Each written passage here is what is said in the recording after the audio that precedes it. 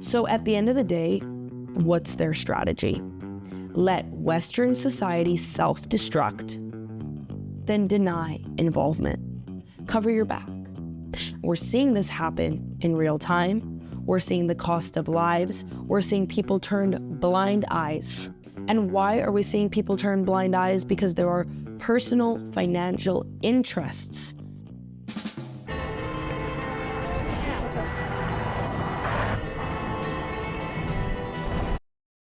As we hear continuous rhetoric about how the CCP and transnational organized crime groups essentially have been working together to infiltrate the US, Canada, really any Western society, I thought it'd be interesting to bring in another perspective. I try to dig into this, but when I find that I'm hitting roadblocks or kind of struggling to fill in the blanks, I thought we should talk to a good friend of mine, Joaquin Camarena. Joaquin is a former USMC Intel analyst with operational experience in the Indo-Pacific region, and he particularly has expertise with the Chinese Communist Party and domestic Chinese politics. This really comes through in our interview because every question I had, my guy had an answer for it, and there's a lot of valuable information. So you're going to hear him throughout this episode regarding what he has to say. Now, CCP-backed community groups like family name clans, trade associations, and regional hometown societies are kind of using overseas associations as cover.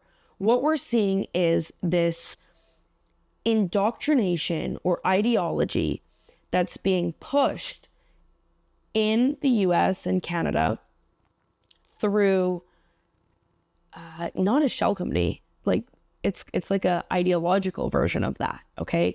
It's these associations that are operating in our backyards, in our neighborhoods, working towards a goal of infiltration without ever really knowing. I mean, sometimes you actually do, and Joaquin and I get into that, but without ever really knowing who they are, what they're doing, and what their goal is. And, you know, there's a certain aspect of this in which the Chinese exploit, or the CCP, as I say, exploit effectively.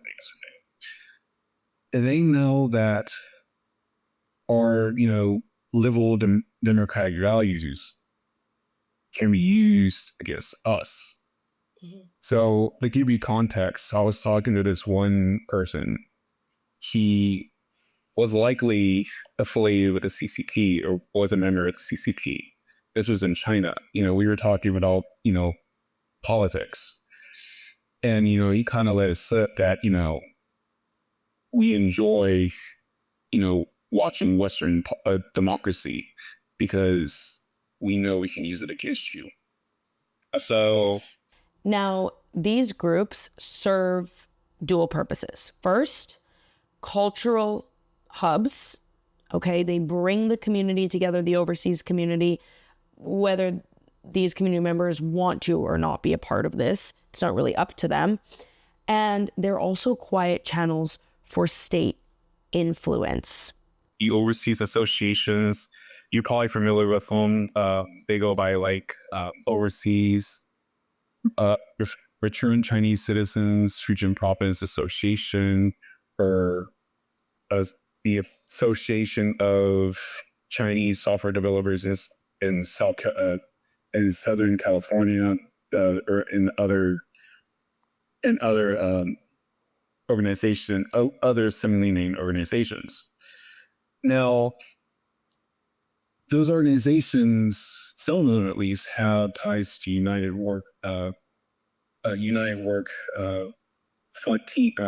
department. And so what that means is that they're connected in some way to the Chinese Communist Party, the CCP. And so I'm going to talk about the reasons why in a few minutes, but there's that aspect. And then pivoting over to, individuals who are Chinese of Chinese descent, so you're American-born Chinese or Canadian-born Chinese or Mexican-born Chinese or what have you. Now, aside from associations, they're also using individuals with access or influence that are living or residing overseas. Okay, you're seeing students being infiltrated, tech employees, and honeypots. They're being cultivated to access academic or proprietary knowledge. This, of course, when it comes to this overall goal to infiltrate and we get into this, but possibly even destruct Western society, these individuals are perfect. They're embedded within the community.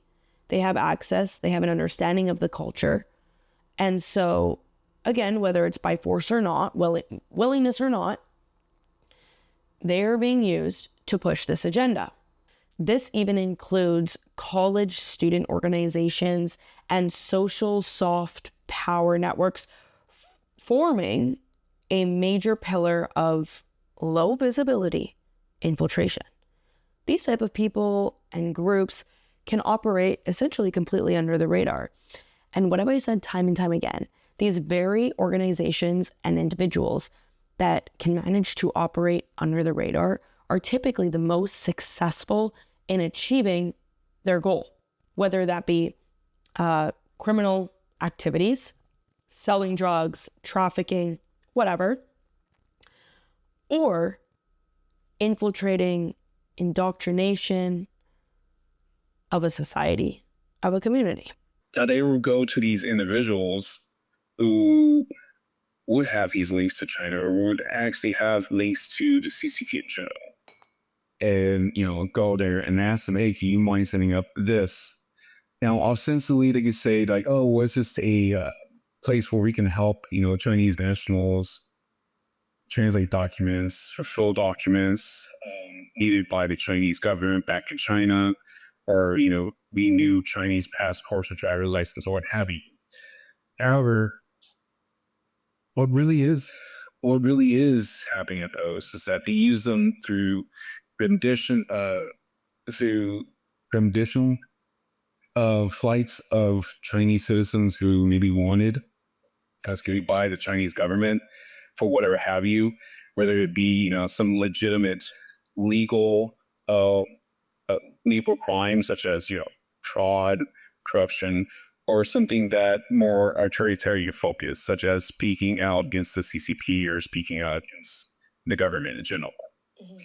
And so they use them in that aspect, but then also there has been times where they may have been implicated or may have been involved, as to say, in trying to silence dissidents.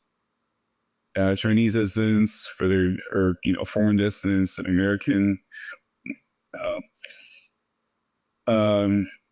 and speaking and persuade them quite a lot against speaking out against the Chinese government or the CCP. And then we get into the more technical methods, which include shell companies, particularly Chinese shell companies operating overseas, and small tech startups with deep links to mainland China. And they're serving as economic tools of influence. I know you guys are probably thinking, okay, what about the fentanyl? This is like the main one. And we're going to get into that because essentially all of these methods tied together. Now, this also leads into a main form of sort of espionage. I think, it just really is blatant objective espionage that's happening in the US and Canada, which are the secret overseas police stations. Okay. I really wanted to talk about this because I'd actually reported on these police stations prior to even working with Ironclad or really doing any of the organized crime reporting I'm doing now. But the CCP has operated dozens of clandestine police stations around the world, essentially under the guise that they are protecting Chinese nationals living abroad or providing consular services. Now, these stations are typically linked to China's Ministry of Public Security, and are often embedded within community associations that cater to overseas Chinese people. But these are not traditional diplomatic outposts like consulates or embassies.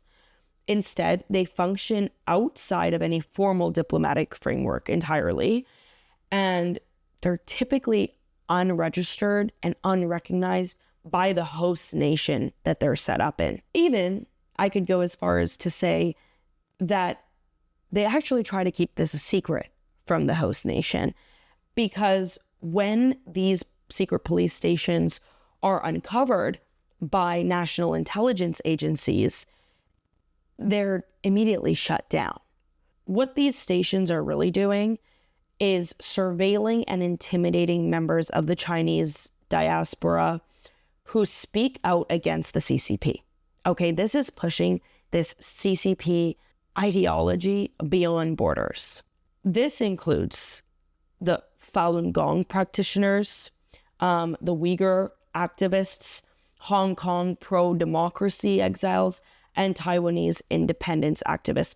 Now, you'll actually probably see members of these groups throughout your communities. I mean, depending where you live, but I've seen these Falun Gong practitioners over the course of my life, protesting on street corners or outside certain temples. And these secret police services are meant to entirely dismantle and sometimes even punish these groups. A 2022 report by Safeguard Defenders, which is a Madrid-based NGO, a human rights NGO, documented at least 102 police stations, like undocumented police stations, in at least 53 countries. Canada really does top this, and I've been seeing this happen over the course of my life of being Canadian. In 2023, actually, our National Police Service launched investigations into these facilities because there were so many intelligence briefings from CSIS, our National Intelligence Agency, into the amount of police stations, CCP police stations that were running in Canada, and also their immense influence that they held over the Chinese community. Now, in the States, there was a major police station operating in New York City's Chinatown, disguised as an NGO. So do you see what I mean when I say that, okay, not only are they operating like without acknowledgement or permission or anything, but also they try to cover it up. I think that speaks volumes. The FBI actually raided this New York Chinatown police station in 2023, and 2 U.S. residents were charged with conspiring to act as agents of the Chinese government. The list goes on, and we can get into that. But let's talk a little bit about what we all are here for. How is the CCP using drugs and transnational organized crime groups that perhaps have absolutely no ties to China to control and dismantle Western societies? Here's the thing. Precursors for fentanyl, as we all know, were originally sourced from China through CCP-linked pharmaceutical and chemical companies. These were the only companies or people that knew how to make these precursors. The US cracked down on some of them. Okay, production and a lot of the operations have moved to India. This is what Joaquin had to say about this. I think that one is just the Indians, and you'll probably find some Chinese and loafers in this as well, discovering that, hey, we can get in on this because the Indian government wouldn't care. Like, even if they tried to clamp down on it, the same issues that the Chinese face, or the same obstacles and issues that the Chinese face, the Indian government face. But then also you have to understand is that the Indian government is very corrupt, depending upon the state. Like, I think this mean just the notion of the Indian companies are able to set up these fentanyl factories or precursor factories or entities to make and send out the precursors so quickly just tells me that there's some level of Indian government involvement, whether it be admittedly through corruption, I doubt it would be official. But, it's one of the things where, like, it just shows you how corrupt some of those levels of government are. I wouldn't be too surprised if there is a Chinese connection. Okay. Because they would need to know how to make the precursors, the precursor drugs. And so what better person to actually try to is Chinese individual moving to India to actually set up the labs. Now, another possibility is that the Indians themselves are doing it through assistance and direct assistance from China. So either of those possibilities do exist. But then also they know that this is a good bargaining chip, as seen during the Biden administration, where they had this, I don't know, I forgot what it's called, the Wood or the San Francisco Accords, something like that. Yeah. Where they agreed that, we'll tap down on where the Chinese said, okay, we'll agree we'll agree to cancel or we'll agree to restrict the precursors and clamp down on the groups only if you remove a certain entity from the sanction list who just so happen to have connections to the ongoing weird genocide. If you could just do that, we'll help you. And what happened? At the end of the day, the CCP essentially maintains plausible deniability by not overtly empowering the cartels or overtly operating with them. However, if it were up to me to make this decision, I would say it is quite overt. Okay, I think that they don't maintain plausible deniability because we see right in front of our faces just how much influence, action, and power the CCP in China has with these organized crime groups and exactly what they're doing to use them to their advantage and to ensure that these deadly drugs or whatever it is get into these societies and dismantle and destroy these communities. And Joaquin and I talked about this, how this relates back to Chinese history. And then also with the Mexican cartels, they wouldn't really want to be seen as being involved with them. And I think, and so that's where the overseas associations, the criminal groups, that's where they come into play because there's plausible deniability there. I wouldn't be too surprised if certain criminal groups based in either Hong Kong or in China would have those things because, in some way, shape, or form, those groups will also have links to CCP or in the case of Hong Kong, to the main associated or aligned criminal parties, or even the government as well. The CCP literally studies dynastic collapses and uses these lessons from the Opium Wars. The CCP are historians, the students of history. The reason why is because they study how the dynasties fell, especially the Qing dynasty. But then also they study how, the nationalists fell through corruption in the Qing dynasty, through corruption not only through officials, but also societal corruption. And so they saw how bad the Opium Wars were on Chinese society. It literally rotted the society from within. And when the Qing tried to ask the British, could you please not send so much stuff to kill citizens with, the British responded with cannon fire and rifles. And so the CCP took from that is, if you're in a position of power and if you're able to influence society negatively, we don't have to, give the green light necessarily, but we don't really have to stop it. So exactly, if you read out a lot of the foreign affairs transcripts that China produces above fentanyl prices or cuts out involved in the fentanyl prices.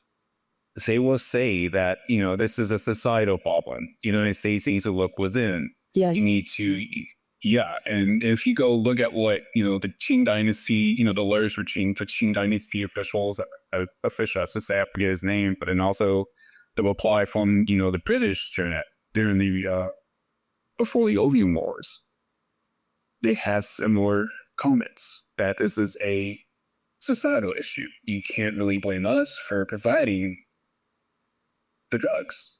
So at the end of the day, what's their strategy? Let Western society self-destruct, then deny involvement. Cover your back. We're seeing this happen in real time.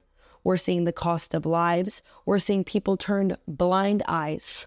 And why are we seeing people turn blind eyes? Because there are personal financial interests in the highest levels of government in the West to ensure that, okay, the CCP perhaps is being bad to our society, but we don't want them to be bad to us, okay?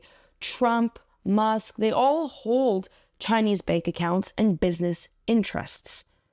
So we will likely never see this hard crackdown on China, especially when it comes to the war on drugs. So to operate in China as a business or as a foreign business is significantly different than operating in the United States or even in Canada. So you have to have a Chinese business, a banking account, to even operate as a private citizen to live there. You actually have to have like a Bank of China, a Bank of Agriculture, or what have you, to actually live there like term. Okay. And so for businesses, you actually have to add the same thing. And then not only that, but you also have to be tied to a firm, a local domestic Chinese firm in a joint venture or a similar setup to where you can actually set up operations that. So going back to Elon, you see the same thing with him and Tesla. And then the same thing with GM, Shanghai 4. They have joint venture operations in the country or in China. And so for them, they can't do that a lot if the trade war or any sanctions tit for tat get to that point. Thank you guys so much for listening to this episode. I'm Katarina Schultz on Borderland Dispatches, an Ironclad original. And as always, see you next time.